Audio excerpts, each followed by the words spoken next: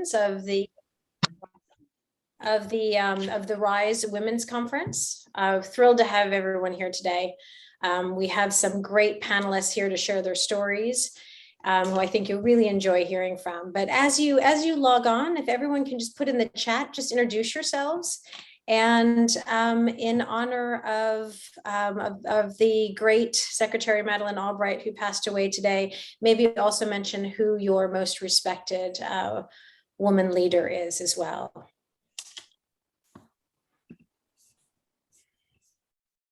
It's always nice to see who's in the room.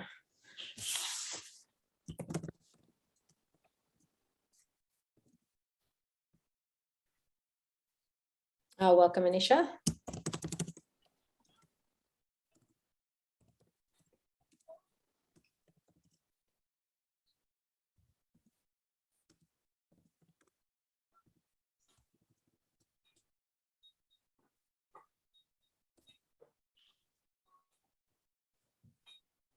Yes, I knew RBG would be one of the, would top the list, and of course, it's one of the first ones mentioned. Thank you. Welcome, Susan. Nice to see you here.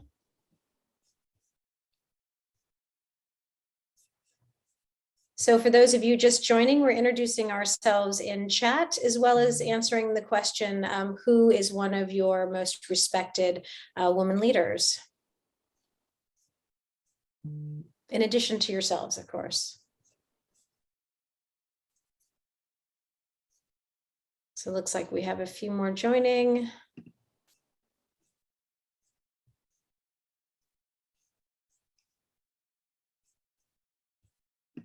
Great, thank you all, welcome. Okay, we had a few more join. We're just introducing ourselves quickly in the chat.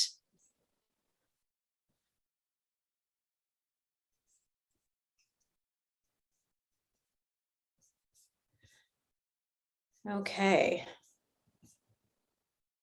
There we go. Well, if you haven't introduced yourself in the chat yet, please do. It's nice for everyone to know who's on the who's in the session and who has joined today. For not only to know your names, but also consider this the beginning of creating a network of elected officials that you can reach out to for advice and counsel.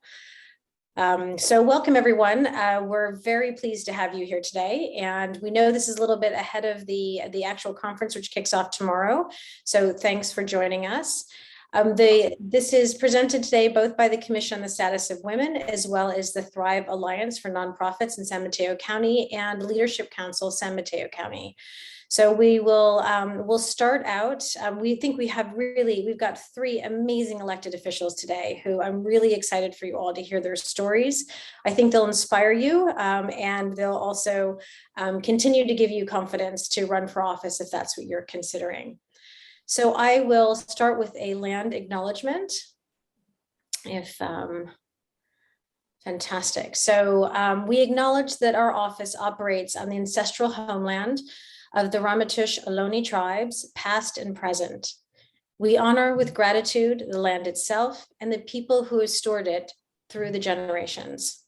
As organizations that are dedicated to advancing equity, practicing empathy, and understanding each other's differences, we aspire to show appreciation, respect, and concern for all connected to this land. We also acknowledge our committed relationship to the Indigenous peoples, and we gratefully recognize our history. So next slide, please. Fantastic, thank you. Well, I'll just start out by telling you a little bit about Leadership Council San Mateo County, and I'll also tell you a little bit about myself. So for Leadership Council, we are a nonprofit organization that operates within the county. Our vision is that we believe communities are stronger when a diversity of leaders are connected, knowledgeable, and targeted in their efforts to create positive change. We inspire and connect and educate both established and emerging leaders, and we do that across three sectors. So we do it across the nonprofit, government, and business sectors. And we believe that by bringing these three sectors together and educating them, building networks, that we can empower them to positively transform San Mateo County. So, and what that really means in terms of what we do as an organization, as we are, as I mentioned, a county-wide program, and we run leadership immersion programs as well as individual training programs and events. So our immersion programs are 10-month-long programs that meet once a month, where we do a deep discussion on particular issues facing our county. And all of our classes are very carefully composed of individuals from all three sectors. So from the public sector, the government sector, and the nonprofit sector.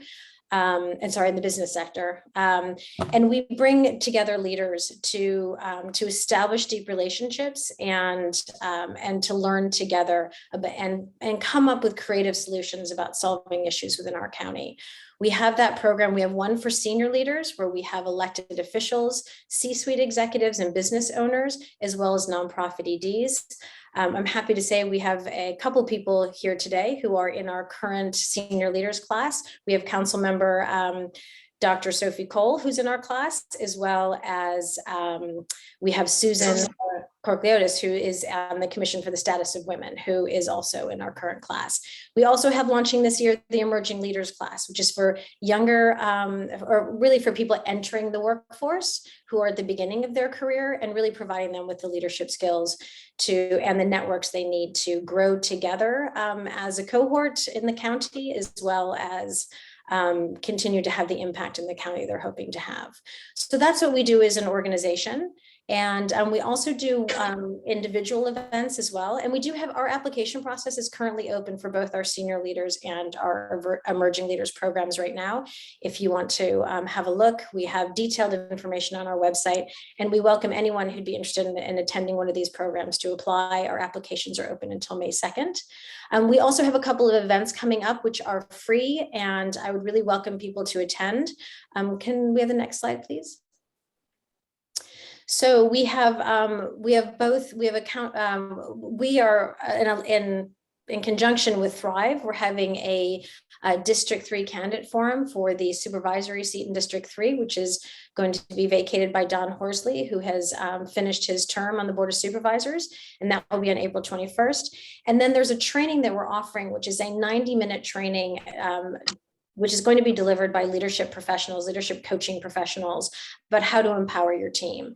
And we'd really welcome anyone who's either on a team or leading a team to attend this training. It's over lunchtime, and we're offering it free of charge to make it accessible to everyone in the community. So that's Leadership Council. A tiny bit about myself. I am Karen Hardy, and I am co-president of Leadership Council. And I was also, I sat on the Hillsborough City School Board. And so I have run for office, and I'm really excited for those of you who've joined us today who are thinking about running for office, because it is a fantastic journey. I hope that all of you will trust your instincts. You want to run for office for a reason. And if you explain that reason and talk to people about why you're running for office, you will find that a lot of it comes very naturally. And that process is both empowering and something that is much needed for the community.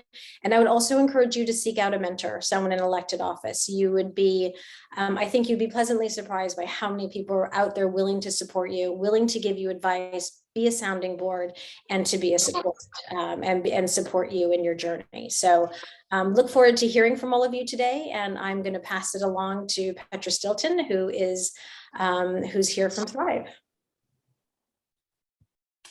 Hi, welcome everyone. I'm Petra Stilton, the Director of Advocacy and Education for Thrive, which is the Alliance for Nonprofits for San Mateo County. And I'm just going to tell you a little bit about Thrive. For those of you who aren't aware, we are cross-sector. So we have members who are individuals as well as nonprofits, government, businesses, individuals, and philanthropy. Next slide. We have a lot of programs that support the community in general in San Mateo County. We've been working with the county to work on COVID education. We do Wellness Wednesdays specifically for nonprofit staff, because we know how hard this has been on nonprofit staff. We have a children in education group that meets regularly as well to talk about out-of-school learning and learning loss.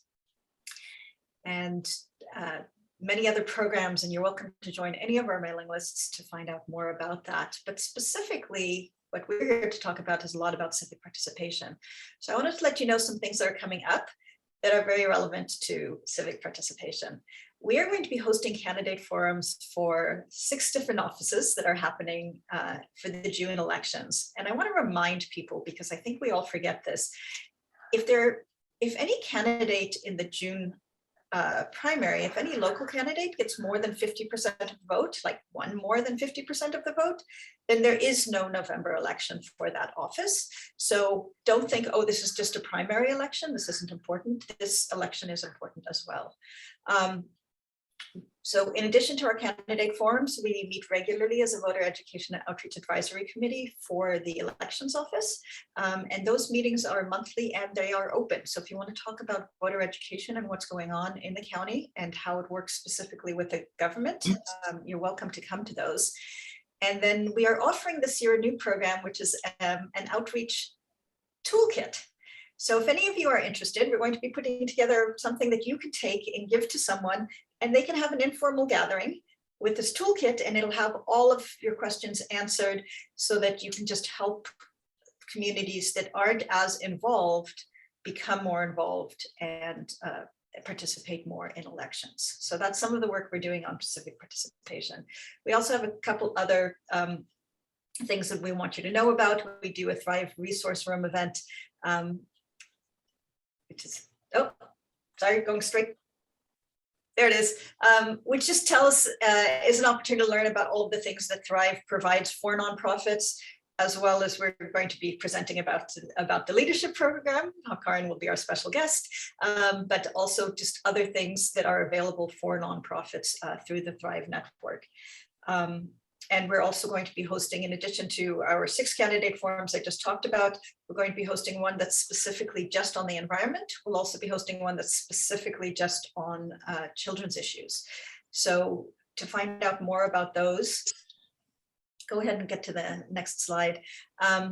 You can always go to our website. So this is our next voter education, which you're invited to, and then our Sheriff Candidate Forum. And if you look at the bottom, you see all of those different organizations. We very much believe in partnering with organizations because these are important issues, and the more people that get involved, the better. So you'll see that we have a lot of partners. So we look forward to having you there. And just the last thing is, if anybody would like to actually join, we're doing our first in-person event, and we are very excited about being able to do that for our environment and sustainability group, and really anyone is welcome. We're going to be doing an Earth Day social, so please join us at Twin Pines Park. So with that, I do want to let you know that we do have live transcript on this, so if you need to follow along, you can. The instructions are on the screen, and please reach out to Yahaira Ortega, who's here from Thrive Alliance, if you have any questions about how to do that. And the last thing I just wanted to review before we go on is how to vote, because I am still often hearing things like voting day is June 7th. Well, June 7th is the last day to vote. But we actually have a voting period from any time, as soon as you get your ballot in the mail, which is going to be 30 days before June 7th. And all places, if you want to vote in person, all of them are open the 4 days preceding June 7th. So you can go and vote any of those times if you need to vote in person. You can vote anywhere in the county. You don't have to go to anywhere specific, as long as it's in the county. If you've lost your ballot, if you need to re-register any of those things, you can do that in a vote center, and every vote center is going to be open Saturday, Sunday, Monday, and Tuesday. So all of the I can't vote because I'm at work or whatever, none of that is actually relevant in our county anymore. And if you are registered to vote, you will get a ballot in the mail, so you don't even have to leave your house. So with that, what I'd like to do is introduce our distinguished panelists. So first of all, we have Sophie Cole. Dr. Sophie Cole is the council member in Hillsborough. We have Vice Mayor of South San Francisco, Flora Nichols, and we have San Mateo Union High School District Board Trustee, Lilia Andrade Zúñiga. So thank you all so much for being here and for having this important conversation about running for office. And what we're going to do is we're going to start by having each of you kind of tell your story. How did you get here? Why did you run for office? What was kind of your motivation? And then we'll go into some questions. We've got some great questions already in the chat, and we have some questions prepared. So I'm sure we'll have a very robust conversation. So Dr. Cole, would you like to start? Yes.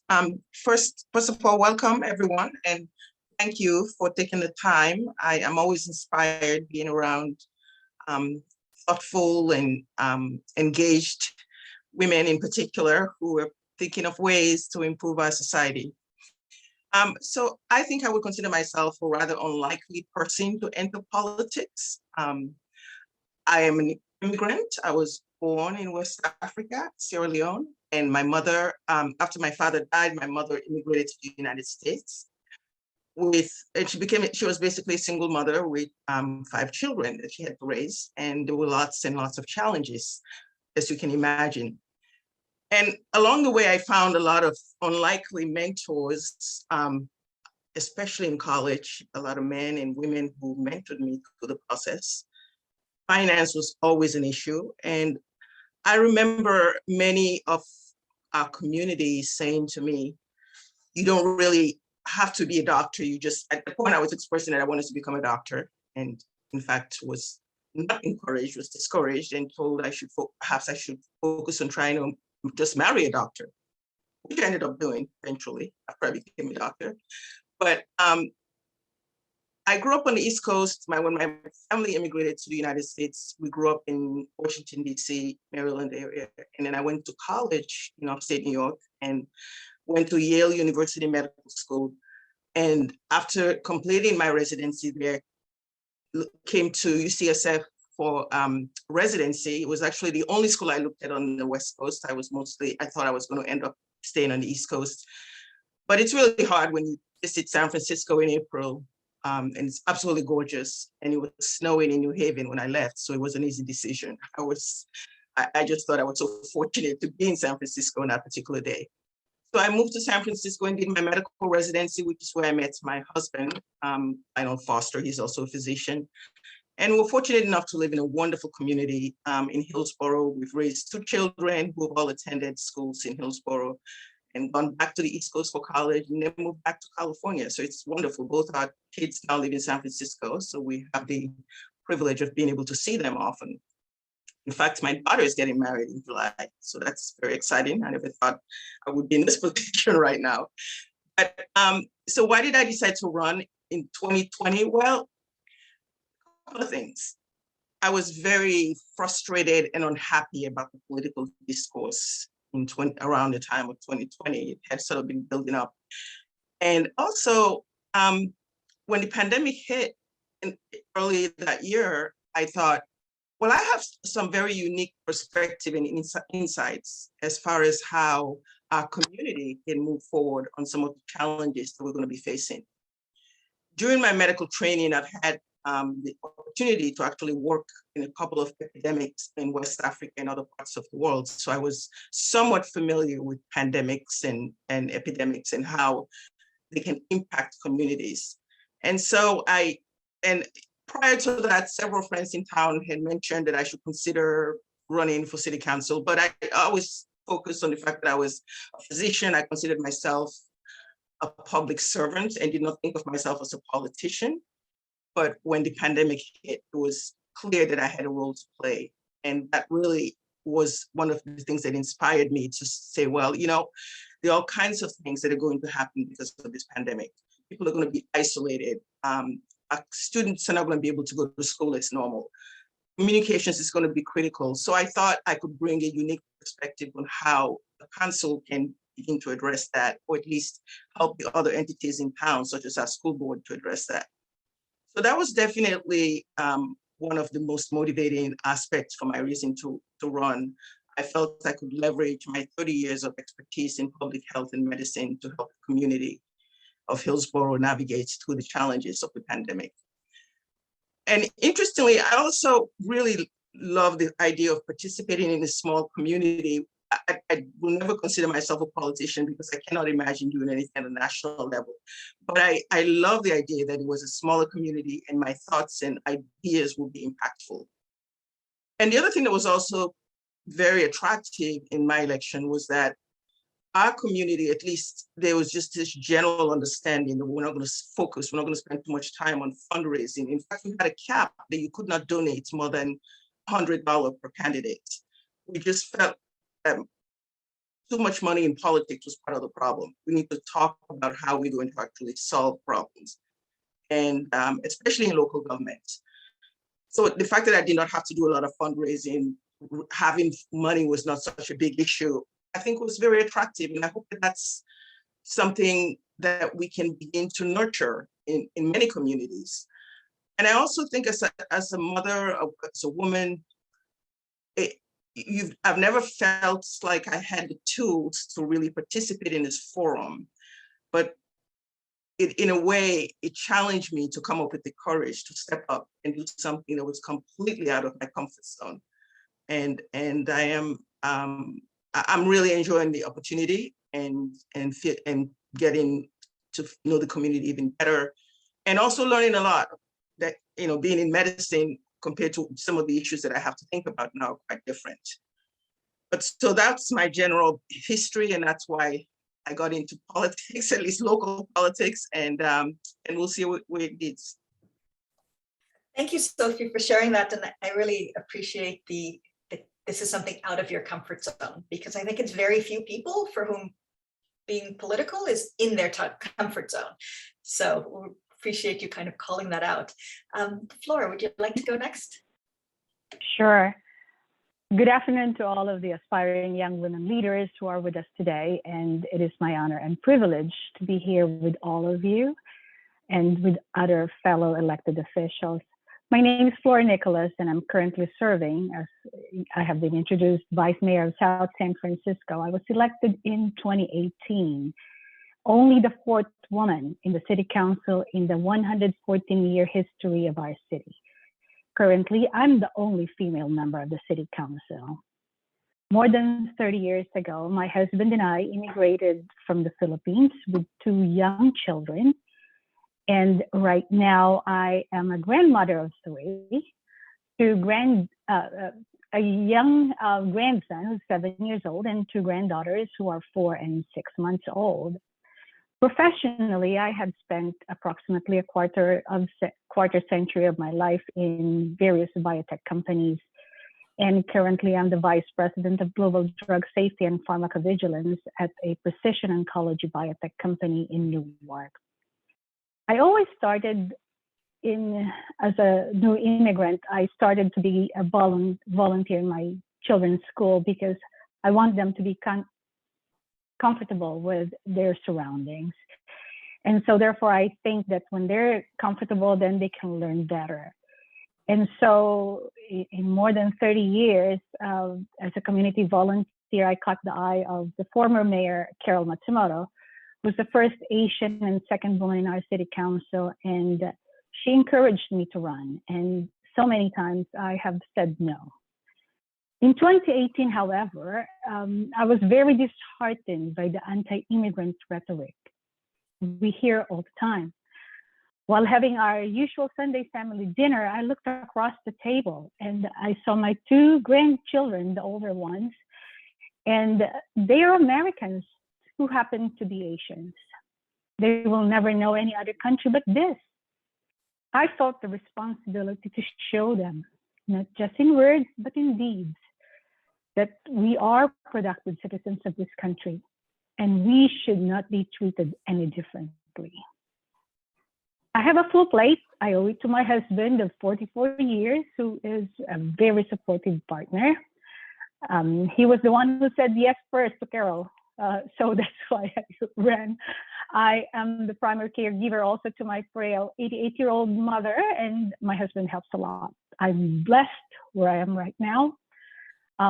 My mother has 6 years of education. My father only has 5, but they instilled in us the value of education. So they made all of us, and in the Philippines, we have to pay our way. We don't have loans. And all 6 of us went to college. Education, if not formally in school, is very, very important. Something that I also instilled in my children and my family. It gives us new perspectives. Thank you. Thank you, Flora. Another immigrant story. Ligia, do you want to share your story? Sure. Hola, buenas tardes. Hello, everybody. Good afternoon. My name is Lilia Andrade Zúñiga. I am a trustee for the San Mateo Union High School District. I also do a lot of work around disability justice and civil rights. I am actually a Bay Area native. I was born and raised in Redwood City. My parents immigrated here from Guatemala in the 70s, right before the Civil War. They met here, and that's where my brothers and I were born and raised. I was a product of the public school system. I went to Sequoia High School, and I went to Notre Dame de Namur University for my undergrad and my graduate studies.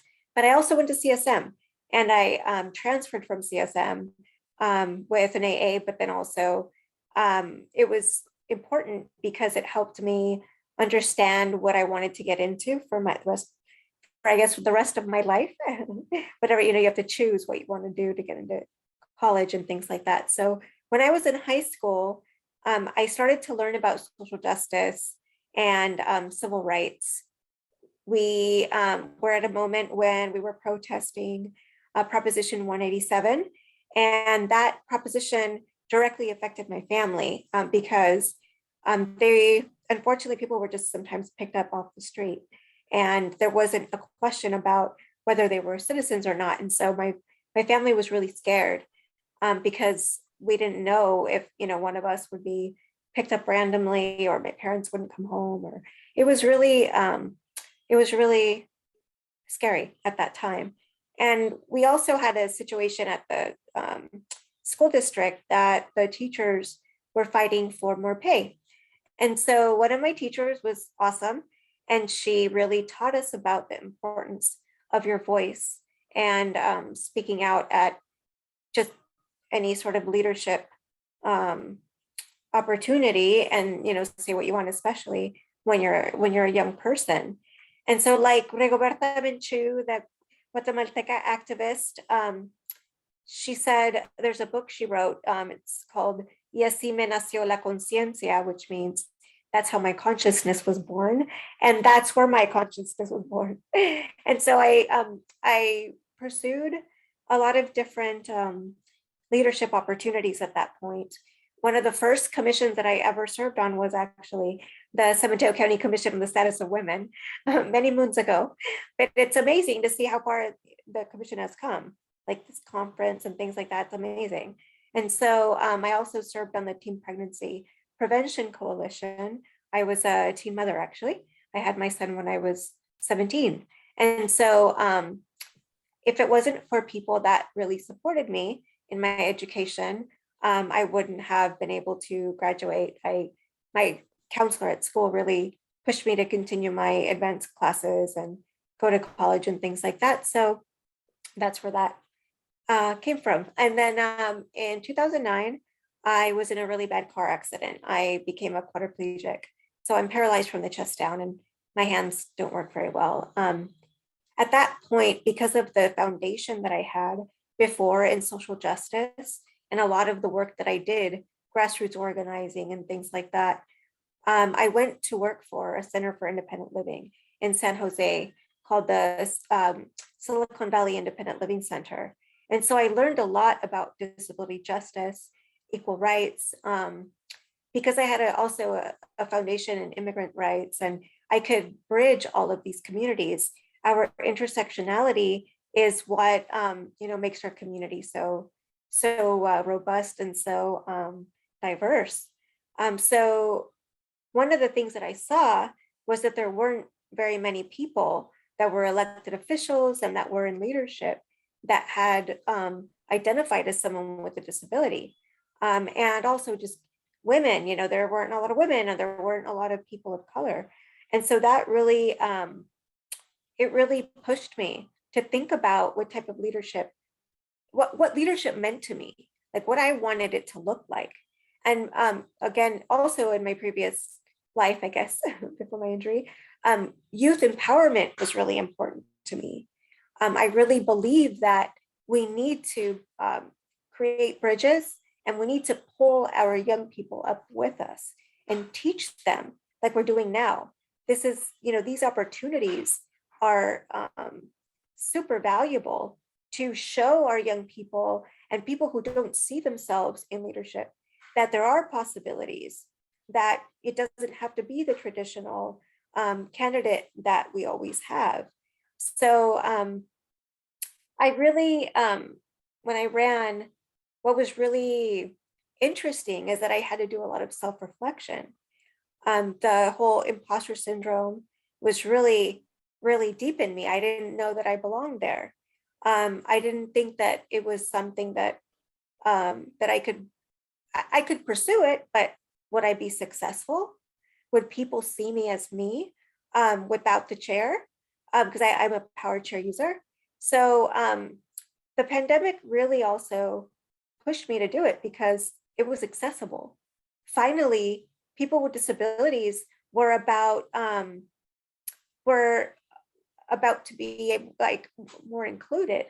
And so now that was the opportunity that I had because people would see me for me and not so much just the chair. And so one more thing that really pushes me is a quote by Angela Davis.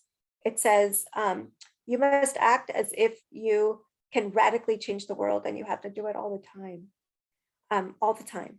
So that is the motivation. Thank you. I love that quote. That's terrific. I think we've heard a lot about education and kind of what you've been inspired by. What I'd love to hear from each of you is, did you have a specific mentor or a specific person that's kind of helped you, maybe either in the inspiration process or also kind of with the mechanics of it, like knowing, like, who was it that gave you the courage to do it, and who was it who kind of told you, and then what you need to do is all of this to make sure that it happens? So we'd love to hear kind of how that worked for each of you. Lilia, do you want to continue? Sure. I actually really believe that you should have different mentors. In my experience, I have different people that I call to for different expertises, like certain areas. For example, when I was running, Emily Beach and Davina Drabkin were really instrumental in my campaign, along with a lot of other people. Like, my campaign team was very diverse, lots of young people, people with disabilities, people of color. And even just now with the school board, I have a lot of different friends that I can call on for different reasons. And then in my life, different mentors. So I just think that diversity and mentorship is important because not everybody has the same strengths. So yeah, that was my experience. Thank you. Flora? Sure. I think my inspiration is my grandmother. I was very close to her in my early years. She's an illiterate widow at 35, 3 children, bringing up my mom and 2 other siblings. Her stories of resilience, I understood at a very young age how important it is to, understand how to get up. Don't, fight everything that happens in your life. You can do it. Many teachers in high school saw my potential, and this is one thing that I usually do when I see a child or a young woman.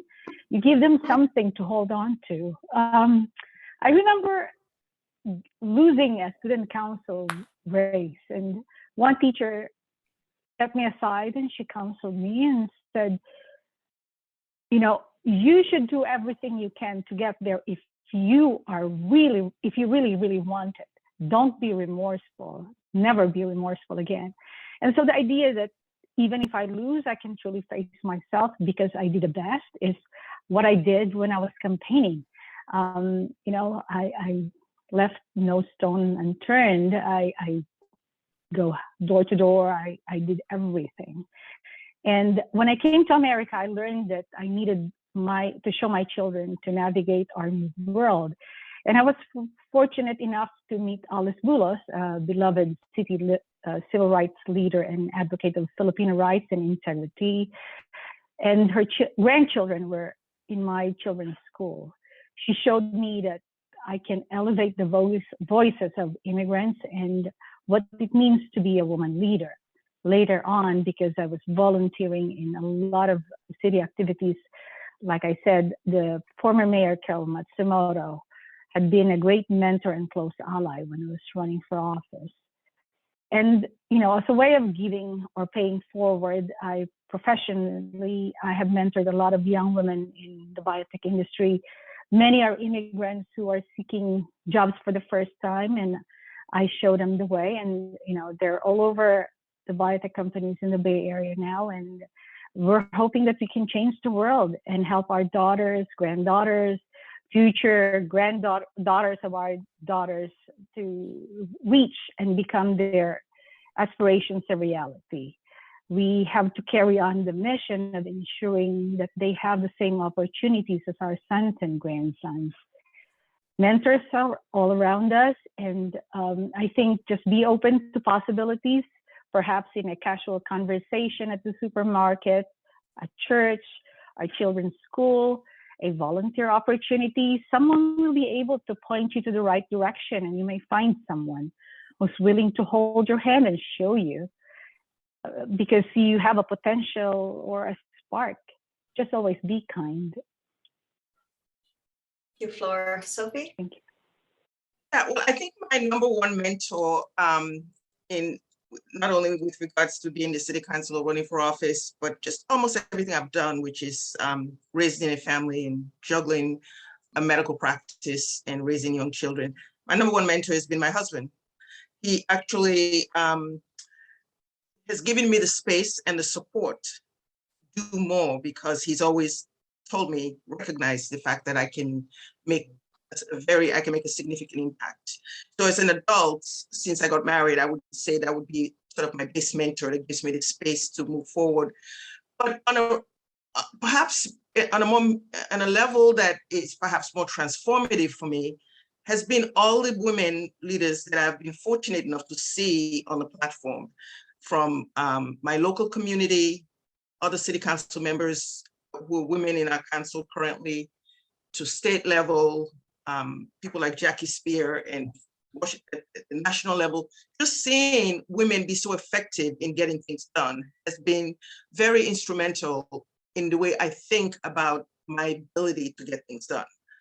I also have had an experience where I was involved. I worked with the hospital for a 15-year period, where the first 12 years we had a male administrator, not a wonderful person, but in terms of how much we were able to accomplish when we eventually switched to an amazing woman who got so much done in such a short period of time, I thought, yes, women do have that special skills to walk and chew gums at the same time, pursue careers and raise a family and deal with the challenges of raising young kids. So I think it's just that unique quality. I'm not trying to sound sexist for the men who are listening in, but women do come with a very special insight and ability to just make it happen, to get it done, get the job done. So the walking and chewing gum, of course, probably resonates with many of us. And one of the questions in the chat, I'm going to paraphrase here, is how do you do it all? Like, how do you have a young child, or, balance taking care of your parents, whatever it is, whatever your family obligations are, and a job? Because I don't actually know, but I think a lot of your positions pay not very much or none at all. So how do you make it work? Whoever wants to go first. Well, I can just opine on that further. I think the most important thing, the most important advice, I mentor some young women now, is first is self-care, to value yourself and take care of yourself. That's where it starts, both physically and mentally. And that gives you the space to do better, to do more for others. Whether for me, for example, it's my patients and of course my constituents, But my own family, my kids, my husband, my friends, I have an extended network of friends I play tennis with, women friends, and we do these women trips together. But I think self-care is an important part of being able to make it happen. And also acknowledging that I'm not going to be good at every aspect of my life all the time. I can think of several incidents when my kids were really young and I was on call at the hospital overnight and my son had the flu. And I mean, there were just so many of those stories of whether they had a project that wasn't completed, but I was on call, and sort of the guilt that I carried with me for the next several days. As a woman and a leader in your community, there's always certain parts of your life that's never going to be perfect. Same with my career. There was a time when I just stopped. I had my second child, my son was premature, and I took 6 months off practicing medicine, and that was very challenging. In fact, I did not get much support from my colleagues. The other doctors did not think it was appropriate for me to be off for 6 months. But I said, when my son comes home, I'll come back to work. He was in the hospital for 4.5 months. So, I mean, it's never going to be perfect, but just understanding that not all aspects of your life is going to be perfect and doing the best you can at each stage. It's important. Wow, Dr. Cole, you're absolutely right. I think we have to be patient with ourselves. And I think we have to remember that asking for help is not weakness. And so like for me, I think if I didn't have the help of so many different people, I wouldn't have been able to do it all. My kids were young when I was in college, and I don't even know how we did it between, like sports games and, school and homework, and you still have to be present for your children. That's the whole point, right? Is being present. So not taking on so much to where you're burning yourself out, but your limits, and self-inventory, I think, is very important. But Dr. Cole's right, self-care. And every couple weeks, check in with yourself. Okay, am I doing okay? What's going on? Is my attitude changing or whatever? It's because when you're really tired, it's hard. And so ask for help if you need to. Yeah, and really true. That is, we women try to do everything, and it's perfectly fine. Perfectly imperfect is fine. I also, like I said, when I came here, I have 2 young children, and juggling that and having health issues. I'm a cancer survivor. And then later on, I had a brain tumor. All these things, physical challenges and health challenges. And I won't be able to do everything I do if not for the people around me who help me, and also because I seek help when I need to. So don't be a superwoman. Nobody is, and you already are a superwoman. You are more than enough. Well said. Mm-hmm. What do you wish you knew before you ran? What do you want to tell these people that you wish somebody had told you? It's not as scary as it sounds. Just do it.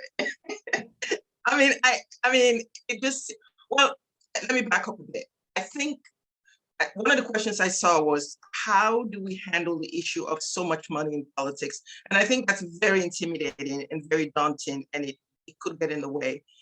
And this is an area where I think women can continue to make change, to say we don't need all this money in politics, but we can still affect change in our communities.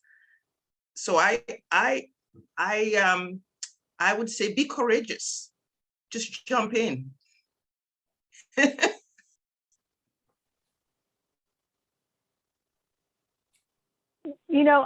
My father's side of the family had been in politics in the Philippines for a long time, and I know the sacrifices that everyone in the family does.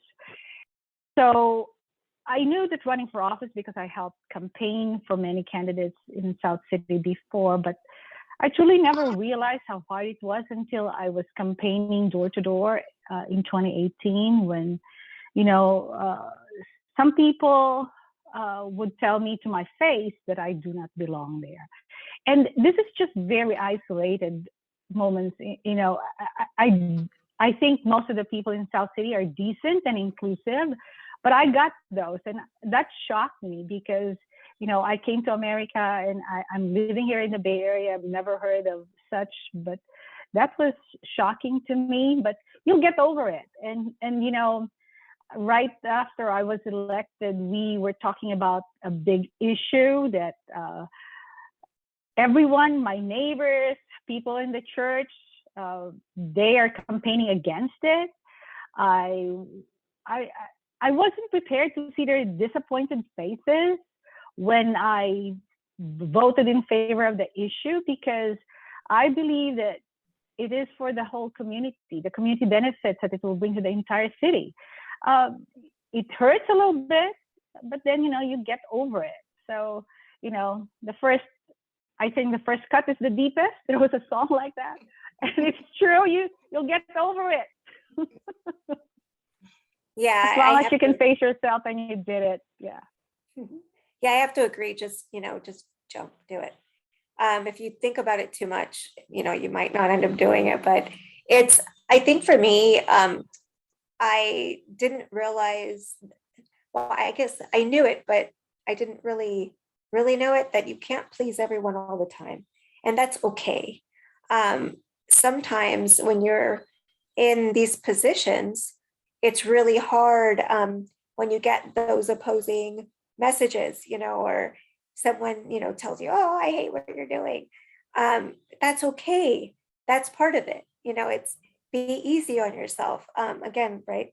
You're not going to please everyone all the time, but also fight for what you need. Sometimes I was shy about asking for what I needed, like with accessibility or things like that. But no, that goes in with it too. You have to care for yourself too, and be bold enough to ask for what you want and what you need. I think that was something that I didn't really realize too. So we're hopefully inspiring all these people on the call to get out there and run for office for themselves. What, you each were inspired by something specific. Has anything happened in office that made you think, I did the right thing? This is why I'm here. This happened because of me, or even this conversation got elevated because of me. What has felt really good about being in office? I ran for office, like I said, to be a good example to my grandchildren, to make a difference in the lives of everyday people in South City. And during my regular interaction with friends before, they will just be complaining about things, and but they didn't want to get involved. So I want to show them that we are all in this together. If you don't point out these things, then nothing will happen. It will just be the same. It's insanity to expect something if you do the same thing over and over again. And my 7-year-old grandson now knows what the city council does, and he feels proud that I'm a part of the city council. So because of my position, I was able to somehow effect change and help those who need help. One recent example is facilitating the vaccination of kids from 5 to 11 years old when they became eligible. I know that there's a lot of wage earners in South San Francisco that, you know, taking their kids to the vaccination site that was at the time only at the event center was very, very difficult. They have to take off work, and there was no vaccination sites at our schools. And one time I heard of one city that has been using buses to take their kids to a vaccination site. So I discussed this with our city manager, and you know, we were able to get Genentech, thank you, Genentech, for having the bus available for the kids and their parents, and we took them to the event center. Because of the need, we eventually got vaccination sites because we proved to them that, you know, we need those sites in our schools. We were able to get the vaccination site in the school, and this greatly helped parents and of course also the health of our children, so they don't have to worry.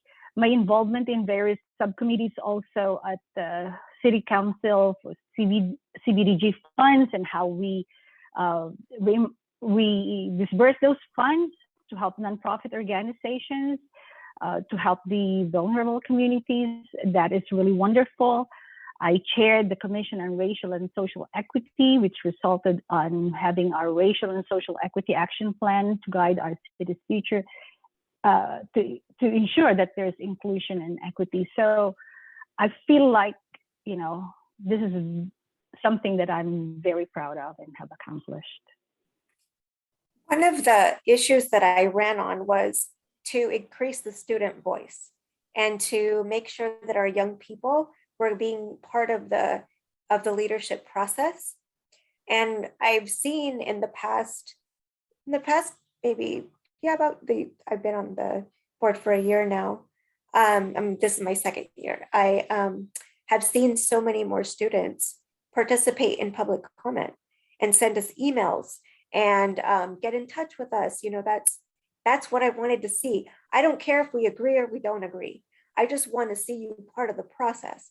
And especially our young ladies, you know, we need to make sure that we're empowering them to get into these types of roles too. And I guess, you know, all students that, you know, are in underrepresented or underserved communities, I've seen that the school district is more open now to consider different communities. And they needed that perspective. And that is how I think things are evolving. So it makes me feel good that sometimes change is slow, but change happens. So, yeah. Yeah, no, I think it's interesting. Some of the key issues that I was talking about when I was running, as soon as I got on the council, it seemed like one of them was major, which was the wireless issue in our town. We did push that forward and had a very extensive, robust discussion over many, many weeks with the public. But one of the things that became apparent to me is, and part of it could have been because of the pandemic, but also is this idea of transparency between the constituents and the city council, and how that communication needs to be guided by the residents. I continue every issue that comes up now. My first assessment of it, okay, how transparent is this issue, especially things that are very, you know, that are difficult. For example, the housing issue that we're dealing with. How do we make the conversation as transparent as possible? And how do we allow everyone of different perspectives to participate? And so I think for me, and I continue to work on this I've been on the council for a year now, a year and a few months, but I think that to me is a paramount criteria that it's sort of this lens that I take out on a lot of difficult issues and say, how transparent is the council and the staff being with the residents, and how accessible is the data and the information. Thank you all for your answers. It's really inspiring to hear what you've been able to accomplish, but I also like that you've all emphasized the input that has increased. And I hate to use the cliche of silver linings of the pandemic, but I truly believe that there's been so much more civic engagement because people can do it from their living room and don't have to go to city council meeting and figure out what to do with their kids and be there until midnight. Right. So even for those of you who are on the call who are not necessarily going to take the jump, although we hope that you do, to run for office, just becoming more involved locally, you can get a lot done. We don't have a lot of time. I know I didn't get to all of the questions in the chat. We totally appreciate all of them. We will leave contact information for people to ask specific questions, but I would love to kind of end this on if each of you has just 2 or 3 words, super short, to describe what do you need to run for office? What do you think people need? Well, I'm just going to throw out 3 words that comes to mind. You need to be able to listen more than you talk, which can be hard. And you need to have the courage to disagree, especially when you're in a forum or a committee or meeting or whatever, where people want a certain outcome. You have to, if you believe that it's not in the best interest of your constituents, or if it's not something you believe in that speaks to your values, to have the courage to disagree. And third, to be patient, because it is true, change is slow sometimes. but you need to stay at it and keep at it until it's effective. Flora? You know, Sheryl Sandberg said that in the future, there will be we hope that there will be no more female leaders. They will just be leaders. So I encourage all of you to do it because, you know, women has a certain insight, like Dr. Cole has said, that it's so different and it's needed. You know, 50% of the population are women. So just do it and follow your heart, be true to yourself. Yeah, it's something that Councilmember Nicolas said earlier. You are enough. You belong here. Don't let the negative self-talk get in there. The confidence that you know that you have will show through. But you belong here. Mhm. Fantastic. You, our panelists have really, so grateful to have you here. You've done a great job sharing your experiences and how important your involvement is in this process. There are voices that are heard because you have stepped into the spotlight, stepped into the race. We not only thank you for your leadership, but really some great advice today. Ask for help. You know, don't be afraid to ask for help, and don't be afraid to ask for what you need. Sometimes as women, we're not good at sort of saying what we need and what we want. So being able to find that voice is incredibly important. Self-care, making sure that we're looking after ourselves. As was mentioned here, we not only have jobs and our family members, but we're also carers. And we are thinking about taking this important step of running for office. So make sure that you're looking after yourselves. And most importantly, get a mentor. There are many people willing to mentor you, to give you advice, to help you through the process. And please reach out not only to people on this panel, but you can find emails to elected officials and you'd be surprised who says yes. But most importantly, we need your voice. We need your voice. We need you at the table. We need you to step into this race. We are a better community for it, whether it is a commission in the county, whether it's your school board, your city council, or higher office. It's important you're in the room because that's how people learn about different perspectives and learn about what the needs of all people in our communities are. So thank you so much. And thank you to Petra for, she is fantastic at running these forums, and really welcome everyone to join any of the Thrive events. When Petra said that they like partnering with organizations, she is absolutely right. They are an incredibly collaborative organization, bringing together nonprofits and raising all voices in the community. So thank you. And thank you to the Commission on Status of Women for having this fantastic session and inviting us all to participate. And a huge debt of gratitude to our panelists. Thank you very, very much. And thank you everybody that joined us. Yay. Yes, thank you everyone. So good to see everyone. And nice to meet you, Flo and Ligia. Thank you.